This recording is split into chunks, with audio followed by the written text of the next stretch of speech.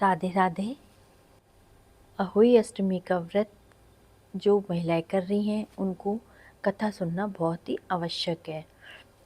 अहोई अष्टमी व्रत की पौराणिक कथा संतान की लंबी आयु, सुख, समृद्धि के लिए माँ पार्वती के प्रति अटूट विश्वास और संकल्प को दर्शाती है।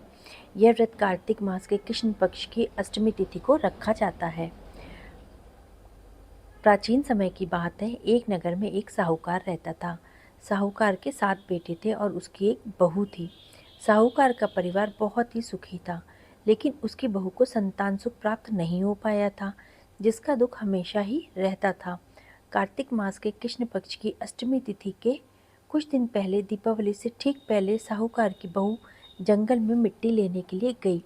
उसे अपने घर के लीपने और सजाने के लिए मिट्टी की जरूरत थी। तो उसने क्या करा, वह जंगल में गई और मिट्टी खोद रही थी, तो अनजाने में ही उसकी कुदाल एक शाही के बच्चे को लग गई। शाही का बच्चा उसी कुदाल के वार से मर गया। इस घटना से साहूकार की बहू को बहुत ही पश्चाताप हुआ।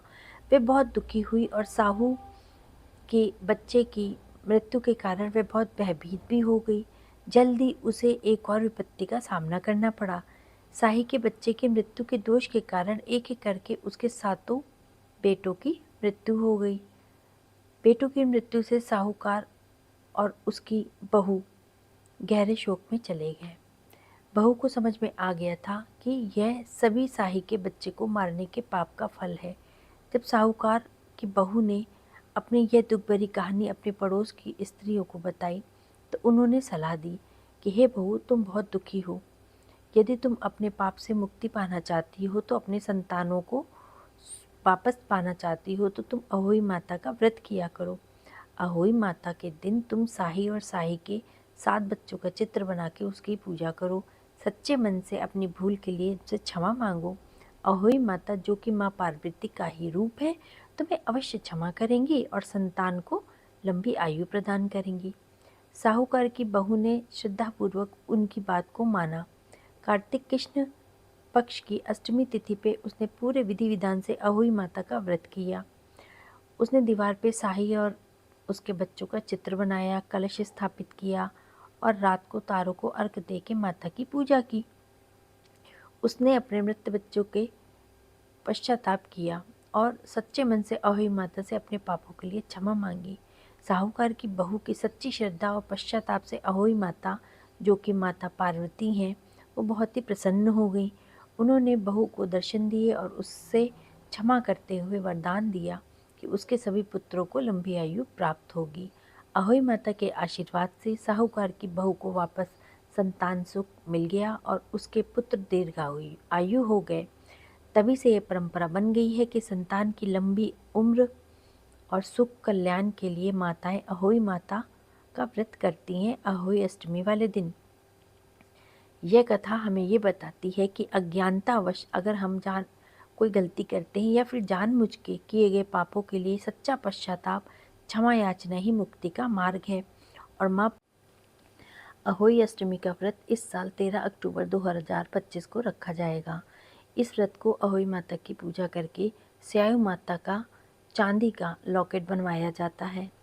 हर साल इसमें 2 चांदी के मनके डाले जाते हैं या चांदी की तार पिरोई जाती है और इस माला को पूजा करके जब हम इसमें पिरो देते हैं, तो इस दिन स्यायु माता का चांदी का लॉकेट जो बन गया है उसमें 2 दाने डालने के बाद इस माला को पूजा करी जाती है, माता के सामने रखा जाता है और उसके बाद हमको इसको अपना जो पुत्र है, जो बेटा है, उसको पहनाया जाता है।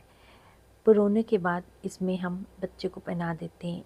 इस दिन हम चाकू छुरी का इस्तेमाल नहीं करते हैं, जिससे कि नुकसान पहुंचता है हमारे बच्चों को। और शाम को तारों को देख के अर्घ दिया जाता है। अहोई माता की कथा सुनी अथवा सुनाई जाती है।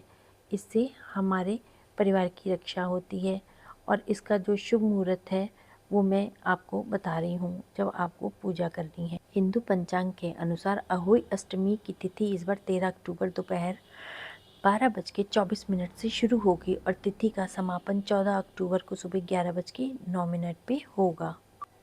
व्रत को करने के लिए आपको सुबह स्नान करना पड़ेगा, जल्दी उठना पड़ेगा, व्रत का संकल्प लेना पड़ेगा और मंदिर की अच्छे से साफ़ सफाई करके आपको दिन भर निर्जला उपवास रखना है और शाम को आपको दीवार पे हुई माता का कैलेंडर लगाना है, चित्र लगा के पूजा करनी है और चंद्रमा को अर्घ देना है।